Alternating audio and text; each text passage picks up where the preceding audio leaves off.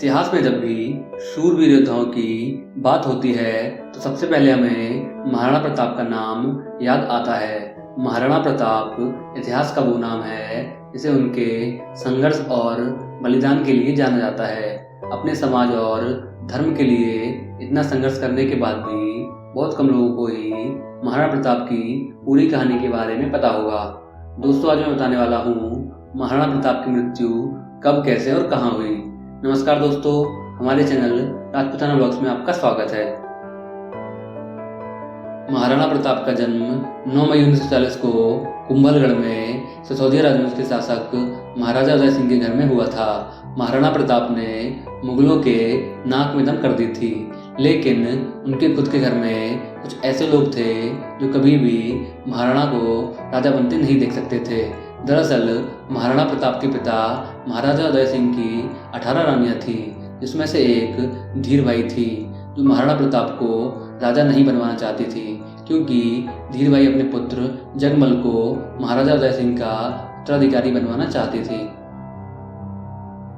महाराणा प्रताप की मां जीवंतबाई उदय सिंह की सबसे पहली रानी थी, जिस हिसाब से महाराणा प्रताप को 1572 में महाराजा उदय सिंह का उत्तराधिकारी घोषित कर दिया गया था। महाराणा प्रताप बचपन से ही निडर, अनुशासित और सभी का सम्मान करने का स्वभाव रखते थे। महाराणा प्रताप कूटनीतिक, राजनीतिक, मानसिक व शारीरिक क्षमता में अद्वितीय थे। महाराणा प्रताप की लंबाई 7 फुट तथा वजन 110 किलोग्राम था।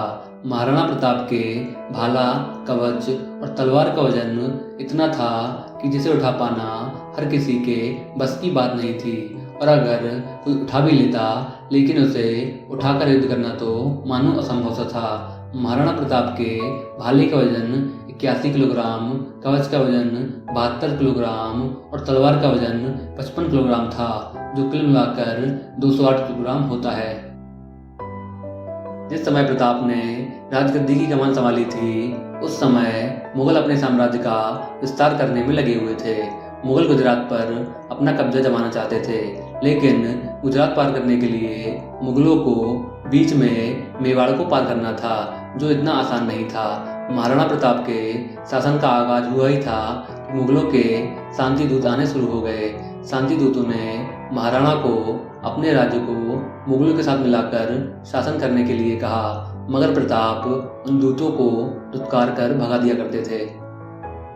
हल्दी घाटी के ऐतिहासिक युद्ध के बाद महाराणा प्रताप ने अपना काफ़ी समय जंगलों में गुजारा। एक दिन जब उन्होंने अपने बेटे अमर सिंह की भूख शांत करने के लिए घास की रोटियां बनाई तो उसे भी जंगली बिल्ली ले भागी। इससे विचलित होकर महाराणा प्रताप का स्वाभिमान डगमगाने लगा। उनके हौसले कमज़ोर पड़ने लगे। ऐसी अफवाह फैल गई कि महाराणा प्रताप की व्यवस्था ने अकबर की अधीनता स्वीकार कर ली। बीकानेर के कवि पृथ्वीराज राठौड़ ने प्रताप को पत्र लिखकर उनके स्वाभिमान को पुनः जगा दिया।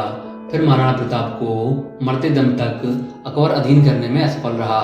इतिहास में बहुत कम जगह ही ये बताया गया है कि आखिर महाराणा प्रताप की मृत्यु कैसे हुई थी। महाराणा प्रताप की मृत्यु अपनी राजधानी चावड़ में धनुष की डोर खींचने से उनकी आंच में लगने के कारण इलाज के बाद 57 वर्ष की उम्र में 29 जनवरी 1597 को हो गई थी।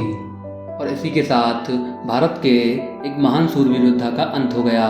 प्रताप के बाद कई और वीर योद्धा हुए, पर प्रताप जैसा एक भी ना हुआ। अगर आपको हमारा ये वीडियो अच्छा लगा हो तो लाइक, कमेंट और शेयर करें, और अगर आपने हमारा चैनल अभी तक सब्सक्राइब नहीं किया है तो प्लीज़ सब्सक्राइब करें और आने वाली वीडियोस को सबसे पहले देखने के लिए बेल आइकन को प्रेस करें।